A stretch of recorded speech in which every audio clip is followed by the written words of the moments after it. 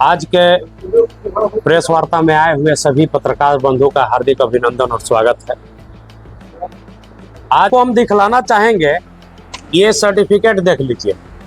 जो नगर परिषद का जब मैं चुनाव लड़ रहा था तो ये सर्टिफिकेट जो है नगर परिषद के द्वारा, ये मकान हमारा बना है 2023 में, लेकिन वर्ष 2016 से इस मार्च 2026 तक का ये नो ड्यूज का सर्टिफिकेट ये नगर परिषद ने जारी किया है।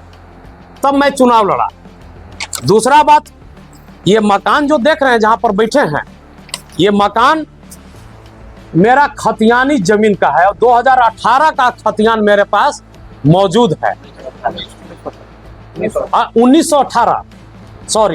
1918 का ये खतियान मेरे पास मौजूद है और इस खतियानी जमीन पर यह मकान बना हुआ है। अब प्रश्न उठता है, जो धारा उन्होंने लगाया है वो धारा हमारे ऊपर ये लगता ही नहीं है कि 2016 से और 2026 तक इस 10 वर्षों का टैक्स उसका फाइन के साथ जब हमसे आप वसूल किए हैं, हमने स्वेच्छा से आपको दिया है और नो ड्यू सर्टिफिकेट आपने जारी किया है, तो ये मकान अवैध नहीं हुआ। हम मान सकते हैं कि नक्शा पास पारित नहीं हुआ है, तो आपको नोटिस ये करना चाहिए था कि आप मकान का नियमितीकरण कराइए और उसका फाइन भी हम लेंगे, या आप इसका नक्शा पारित करा लीजिए। अभी आप लोगों को पता होगा कि 27/4/2026 को नगर विकास विभाग ने पूरे गढ़वा जिला के लिए, पूरे झारखंड के लिए इस तरह का मकान, पूरे राज्य भर में 90% लोगों का मकान बिना नक्शा का है, इसको नियमितीकरण के लिए नगर विकास विभाग ने जारी किया था। क्या नगर परिषद के कार्यपालक पदाधिकारी सरकार की जो योजना थी होर्डिंग कहीं लगाया? क्या ये प्रेस को ब्रीफ करके लोगों को बताने का काम किया? यहाँ के नगर परिषद अध्यक्ष को भी देख लीजिए, गढ़वा की जनता ने जिसे चुन करके नगर परिषद में बेचने का काम किया, वो अध्यक्ष भी जा करके इस बिंदु पर चुप रहा। क्यों चुप रहा? जिसको जनता ने चुना था। नगर परिषद का अध्यक्ष का काम क्या था?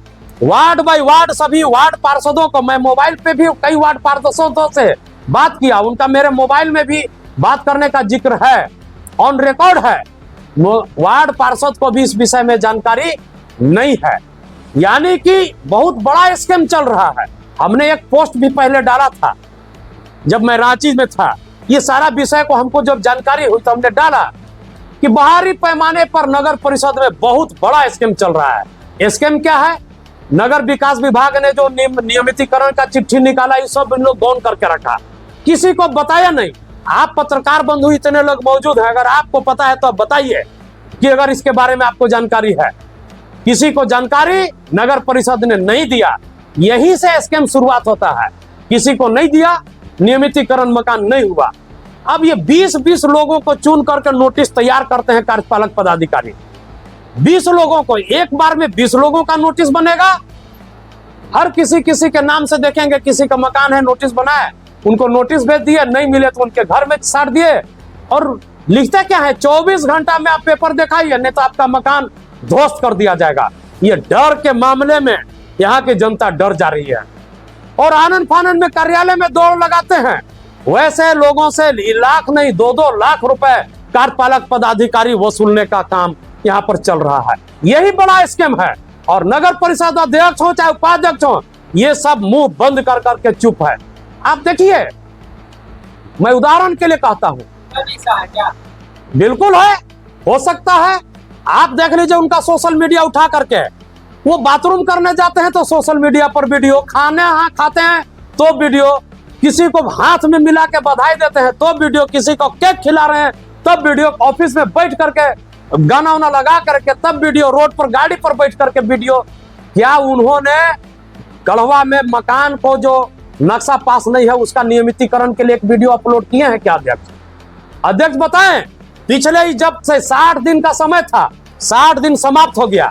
गढ़वा की जनता जानना चाहती है अध्यक्ष महोदय। और नगर परिषद बताएं, नगर परिषद का भी एक फेसबुक आईडी चलता है, क्या उस पर है? आप लोग जा करके सर्च करिएगा। और गढ़वा की जनता से भी हम ये हाथ जोड़ करके कहते हैं कि इनके फेसबुक आईडी पर जा करके और नगर परिषद के आईडी पर जा करके एक बार आप लोग सर्च करिए कि क्या जिनका नक्शा पास नहीं है, जिनका नक्शा पास नहीं बन पाया है, उनका नियमितीकरण के लिए क्या उस फेसबुक आईडी पर ये मैसेज है? नहीं है, नहीं मिलेगा, एक भी मैसेज नहीं मिलेगा।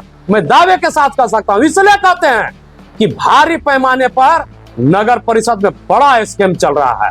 गढ़वा के जनता को 20-20 लोगों को नोटिस भेज करके ये कार्यपालक पदाधिकारी शिकार कर रहा है और यहाँ के गढ़वा के लोग शिकार बन रहे हैं। दीपक शर्मा अपने लिए आवाज कभी नहीं उठाया। अरे मैं भी चाहता था 5, 10, 20 लाख रुपया ये लोग हमेशा ऑफर किया है, कभी भी लेकर के मैं साइलेंट रहता। हमने जीवन में कभी इस तरह का राजनीति नहीं किया है, नहीं तो आज हम भी एक बहुत बड़ा लीडर हो सकते थे। हम गरीब जरूर हैं। मैं इस घर के पहले साल 1.5 साल पहले वो टूटा हुआ झोपड़ी में दीपक शर्मा रहता था। ये टूट जाएगा तो मुझे कोई मलाल नहीं भाई, इसलिए कि मैं झोपड़ी में रहा हूं और फिर झोपड़ी में आ जाऊंगा तो मुझे कोई बात की चिंता और मलाल नहीं होगी। इसलिए हम सहज कहते हैं ना कि सहज स्वीकार है। आप तोड़ दीजिए, हम बिल्कुल स्वीकार करते हैं कि आप तोड़ दीजिए। इसलिए गढ़वा की जनता से भी अपील करते हैं कि अगर दीपक शर्मा की लड़ाई कहीं गलत है तो मेरे साथ न रहें।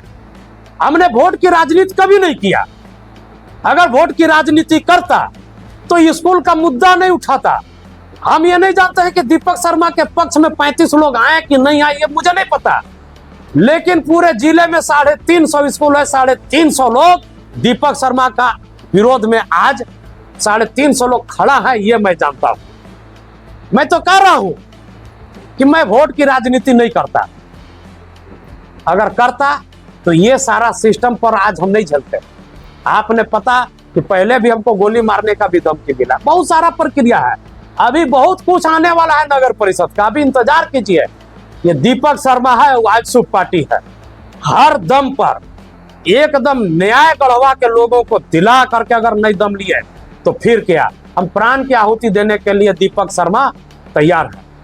बहुत बहुत धन्यवाद, सबको नमस्कार, जोहार, प्रणाम।